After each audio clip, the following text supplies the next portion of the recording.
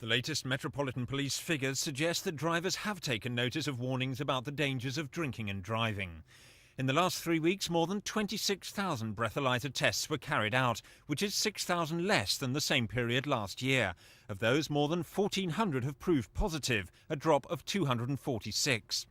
But there's been no let-up in the growing debate about the treatment drink drivers receive in the courts. The row was sparked off by Magistrate Pamela Long, who was today back in action at Horseferry Road Court. On Friday, she imprisoned a charity worker who was later freed on bail pending appeal for her first offence of drinking and driving. Penelope Clasper was jailed for 5 days, as well as being fined and banned. But today, in the same court, a student was fined the same amount, but banned for a shorter period for his first drink-drive offence. Police are especially concerned because on Friday the same magistrate merely fined a man who attacked a police officer. I was quite surprised to see that Mrs. Long, as a stipendiary, has acted in this way.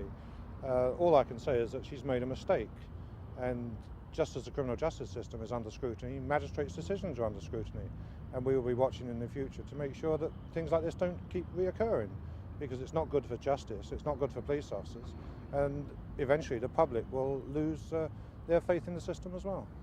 Meanwhile, some MPs spoke out in favour of jailing drink drivers. Personally, I think it was about right. A short, sharp shock is the appropriate sort of sentence for a crime of this kind. We mustn't forget that drink driving cases are cases of violence or potential violence, and therefore I think the norm ought to be a short, sharp sentence of imprisonment.